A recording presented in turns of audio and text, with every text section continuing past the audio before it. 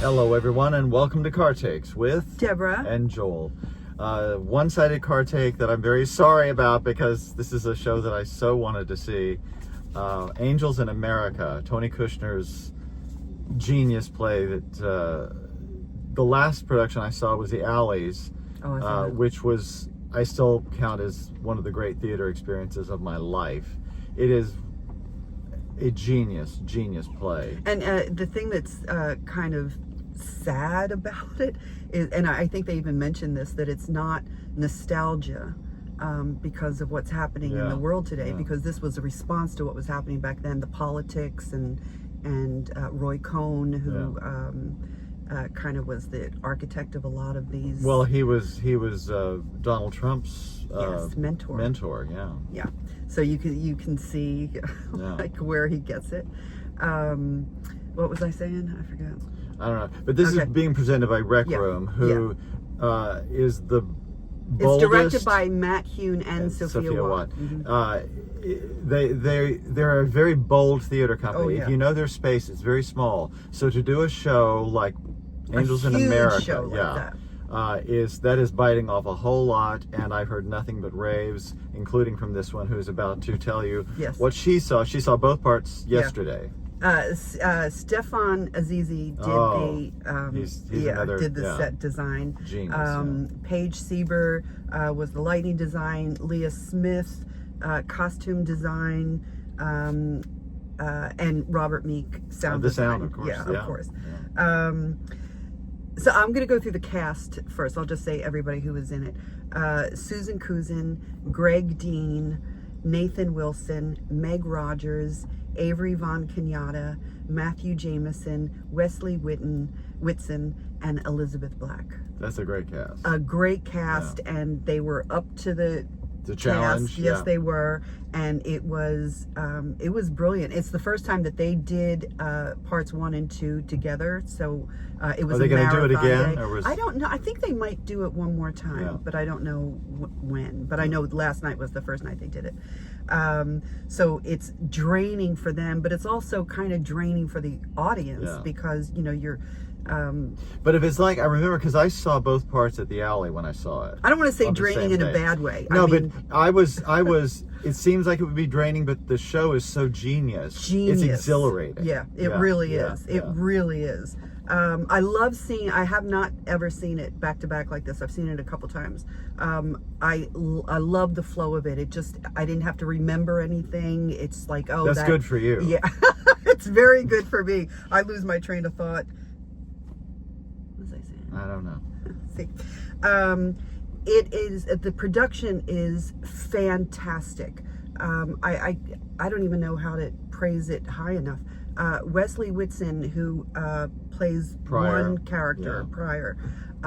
It's not about him, but of course it's about him. Yeah. He's the central. He's the central, But there's a lot of things. There's a lot of layers in that. And then you have the politics on top of that, because it's during the AIDS crisis in the 80s. Yeah. And what was suppressed, and Roy Cohn, who was a prosecutor, and he was also on the McCarthy hearings. He was a homosexual, and he died of AIDS, but he lied about everything. So all of this came out after he had died, and he died a terrible death. I don't know, a lot of people were upset about that. No. And he was also the one who made sure that Ethel Rosenberg and her husband were executed for treason. Yeah. So he has all these secrets. He's really the one worst of the most vile human beings that has ever. Somebody had said they're really glad that his legacy is how vile he was. Right.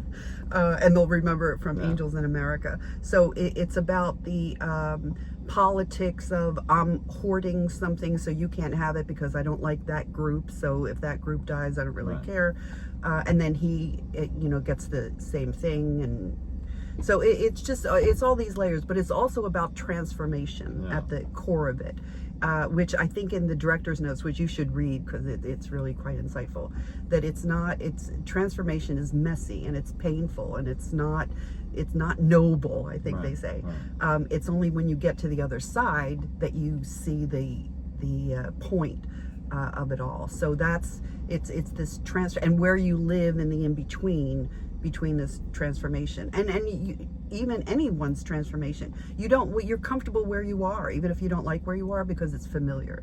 So you do resist, but it's inevitable. Change is inevitable. So it's about that, but it's again, you're talking about modern day, where we're in Texas, and Texas is erasing Black history.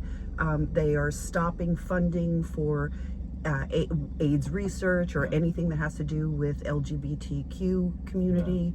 So erasing the rainbow sidewalk. Erasing rainbow sidewalks.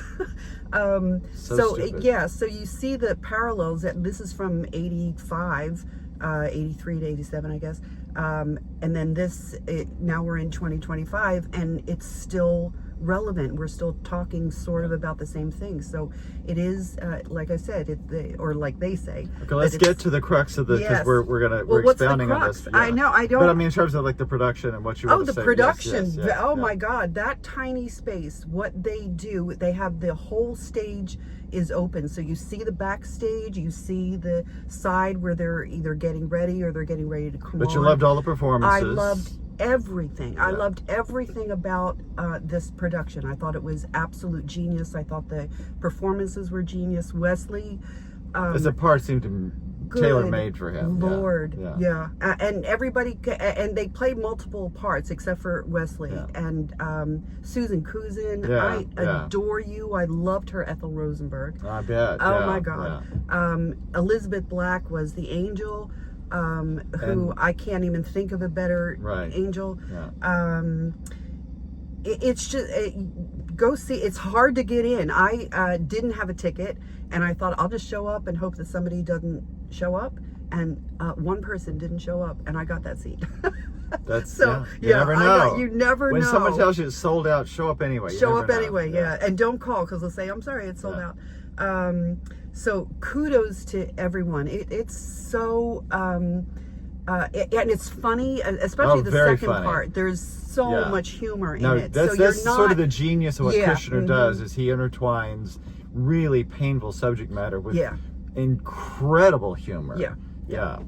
And they mind every bit of that. So congratulations to all of you. I was so moved. And I feel like I want to do something to help the resistance too. We all need to do our part. We all need to do our part. Yeah. So congratulations. I hope you get to see. I heard rumor there may be a industry night tomorrow night. I want to find out. Yeah, he's going to find out. So yay everyone, and thank you for an incredible, I think I had 7 hours of theater yesterday. So thank you for that, and that's all I have to say. All right, so you heard it from this one, and and I know what I'm talking about. She knows what she's talking about until I forget in this instance. This moment. So anyway, go check out Angels in America. It may be hard to get a ticket to, but show try. Up. Show up. Yeah, it's at the Rec Room downtown off Jackson Street. And also he's still in Narnia the musical at AD Players. That's true. Check that out too if you haven't seen it. All right, guys. Check it out, and we will see you next time. Bye. Bye.